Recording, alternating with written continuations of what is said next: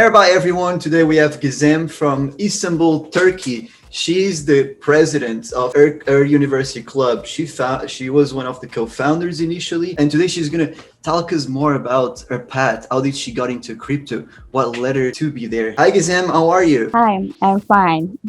Thanks for accepting my invitation. Thanks for being here in our show. Our viewers are really curious to know more about Turkey and the situation there. What is to teach others about crypto? We here in Ben, USA, we have a very strong community of student leaders, and this is truly amazing to see universities all around the world that keep expanding and new chapters keep opening. And as soon as I knew that a woman was in crypto and was the president of a club, I was like, I got to interview you. So that's super important to have women leaders in a industry male dominated. Yes, I feel very happy for this situation, and I am thank you for this opportunity. Yeah, absolutely, no problem. So let's get started with the first question. How did you first hear about cryptocurrencies? What was your first impression when you hear about Bitcoin? You thought it was a scam, a Ponzi scheme? My first year was quite different because I had to choose a trend topic for my presentation at high school in 2017. And that time, everybody talked about Bitcoin because of its value. It was almost $10,000. And I was wondering what made it this much valuable? How can people trust something digital? And I did research about almost 3 months. And my topic transformed into that question. Can cryptocurrencies replace with cash? While researching, I realized that cryptocurrencies are not for investing or getting profit. They exist to use in place of cash. And everything goes on digital. Why money cannot? I thought like that. And that is why my first year was more educational. I did research and learned about cryptocurrencies to convince my audience at my presentation. And I have never tried to get rich in crypto, and I have never understand the financial part of it. But I'm still learning a lot in this area. So when you first did that presentation, what was your colleagues, friends' reaction? It was like, oh, what is this thing? Were they super interested or scared about it? My colleagues there is a girl, they know something about Bitcoin. We can talk with her and we can get money together. So you're the cool girl making everyone rich in your class. There is a girl. No, but that is super cool. It's really amazing how you put up a presentation together in front of your class and just speak about this magic internet money that nobody believes. It's kind of interesting when you travel. You go to Turkey, use the Turkish Lira, but then you go to Europe, they use the euros, and it's all because people believe in it, right? And so you're starting to learn the notion of this new decentralized peer-to-peer money, Bitcoin. Amazing. So. And then you did this presentation in high school and you started in university as a computer science major, right? Which it's really amazing. You can learn all the technologies about the white paper and so on that Satoshi wrote. And what led you to create this club? What made you join the club? Was I don't know if the club was already created, but how did you find about it? How can other students even do this? I always believe technology, and if we use it correctly, the problems of today's world can be fixed. And we are living in a digital age, and blockchain can help us to solve these age issues, such as security. And this technology can be and should be used in many areas. Probably we will see it in future more and more. And I think I should be ready for this future. I should find a place for myself in that future.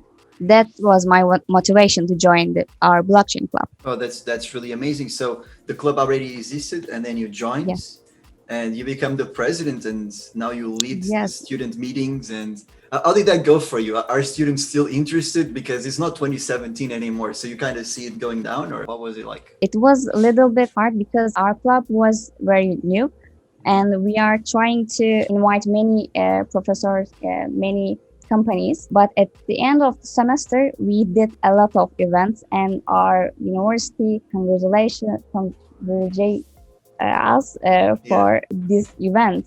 because we are the club who who did most events in a semester. Whoa, that's amazing. In a year, we did many events, and this made our club bigger and bigger.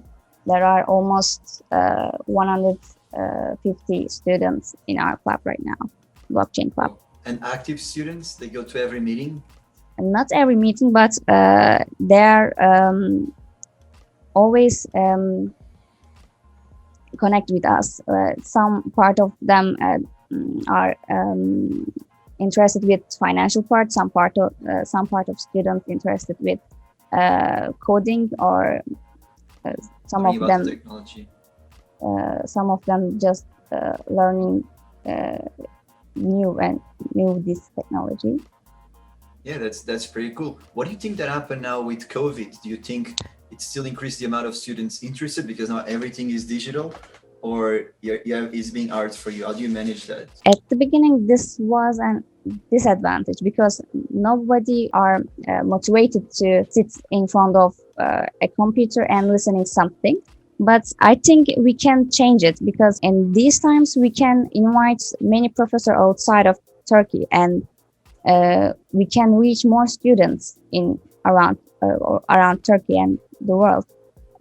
We can create new events in English, and we can get together many students. Yeah, absolutely. I think could be an advantage. So the professors there, they are also interested in Bitcoin, in crypto, right? Yes. What do you think is the main application for using Bitcoin in Turkey? What interests people the most? For example, it's a way for people to protect themselves against the Turkish Lira that it's going down, or what do you think? I think they are trying to get profits, but they don't use it for exchanges or shopping. It's just for holders, invest, and try to get rid of that situation of Turkish liras. Yes, for our viewers, if you guys are not familiar, the Turkish lira, it's against the dollar and euro about 8 to 7 times less.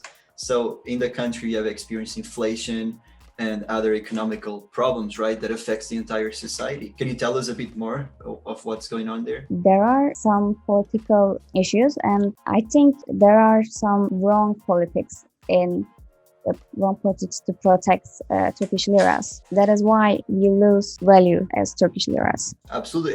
It's very interesting. Here at P-Tips, we also interview people from Venezuela, Lebanon, and other countries, and we see this very often. Our governments are usually not managing economic policy very well for the benefit of the entire population. Sometimes it benefits only a few people. Like in this case, in the industry, the Turkish lira, it's low. It really benefits exports. Turkey can export a lot and other countries will buy, but it doesn't benefit other parts of society. So it's interesting to see that you are a leader and you are empowering our generation, millennials in Turkey, to take on digital money, because this is where the future is going. I think 50 years from now, Turkey will be very different. It's our generation will take the future, right?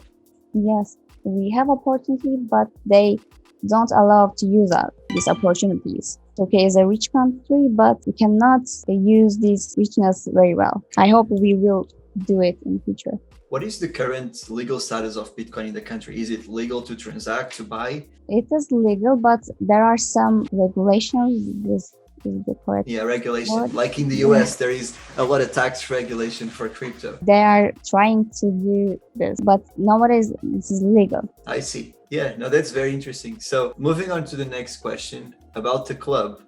How do you think we can attract new generation like us, but more females into the space? Because I believe in Turkey is also very male dominated, right? Yes. In this ecosystem, I think women are a little bit shy, and that is why we see male domination. I cannot explain why there is a shyness among women, but I can express how I feel at the first in this club. At the beginning, everything was new, even if the name blockchain, and all I know about blockchain are my researches, and I think there are probably many students who know better than me and more than me. But then I realized the most of the students are male, and my talks turned into a bias. There are male students who know more than me and better than me. But just like I said, it was just a bias, and I dropped my motivation myself. Then I realized it, and I tried to ignore my prejudice because they were here to learn just like me. Yeah. If I did not get rid of my prejudice, my shyness would continue probably, and I could not motivate myself to learn a lot. But now I am here as a co-president of Sabancı University and organization coordinator of Ben Turkey. And if I can do this, every woman can do this, I think. Exactly. And from what I understood, there is a lot of universities in Istanbul that have clubs, but other cities like Izmir, Adana, or more to the center of Turkey, they don't have clubs yet. And students can found them, right?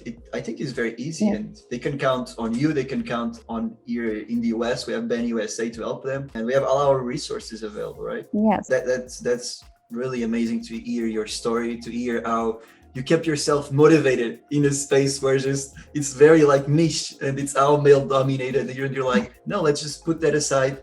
Let me learn about this, because I think the technology behind Bitcoin is amazing. I remember when I was learning about it, I was going down through a rabbit hole that I learned about finance, history, about politics. And it's an amazing journey because it's money, and money moves the world around, right? There are some inequalities of opportunity in some areas, but blockchain is not one of them, I think, because you can learn everything online, and you can read a lot of things. You don't need anyone to learn something. And even Bitcoin itself, it's an open source protocol. Anyone can go and fork it and create their own crypto, which is something amazing that Satoshi did at the time. It's not like a company or a business. So it's very interesting to see how all around the world we're seeing chapters opening up and getting people interested, because this really changes our lives, especially as millennials. So my last question will be, what are the future plans for the club? Well, of course, now we have COVID and you can probably not host as many meetings, but what do you think that the future entails for the club, and how more students are going to get involved, and new things that you're planning on? As I said before, online era was a disadvantage. Yeah. But we can try to change it. And my plan is, if we use social medias or Medium accounts correctly, we can achieve to reach more students, because they need to watch something or join an online event. Using social media and Medium account can help us to reach them. And I want to try create awareness, make people know about the club.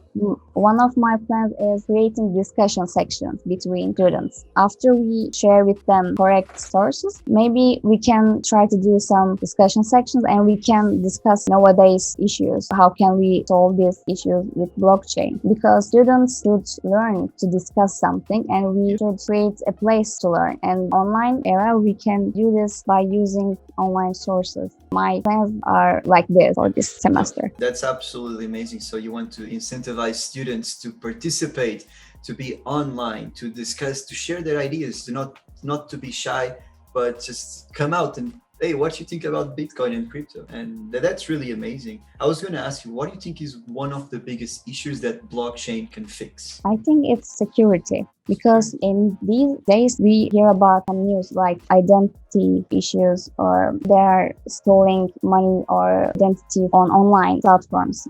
Yeah.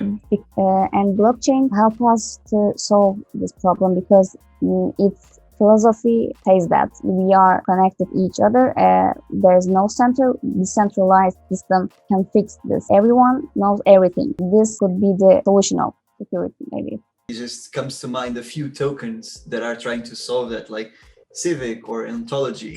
What would be your favorite token? I'm not sure. As I said before, I have never interested with the financial part, but it could be maybe Ether, because of the Ethereum platform. There are smart contracts, and they are an interesting part of blockchain, I think. I want to learn about these topics more.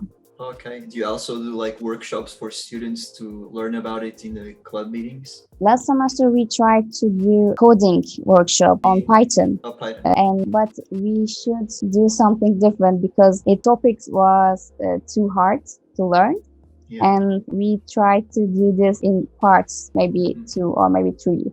I totally agree with you. You know, when I was the club president and founded the club, a lot of people come, but then there's a learning curve, and only a few stay until the end. So it's important to test and error and see what works and what not works best. I remember when we had coding classes, everyone would be like, "Oh, I'm so tired," but other students would enjoy it because it's important. The coding is like law. It's the backbone of crypto, so it's very important to learn about it. Sam, it's really amazing to hear your experience, and you are a woman in this space in crypto. You put everything aside to learn about the technology. So for our viewers, if you're a woman in Istanbul or in Turkey, just go ahead, start your club. Like, you have us here as a backbone foundation to support you. And it's really amazing. Not only you're going to learn a lot, but probably make tons of new friends, which was something I loved about crypto. I always make so many new friends, and while I was learning about history, politics, and economics. So it's really amazing. Thanks for this interview. Thanks for you too.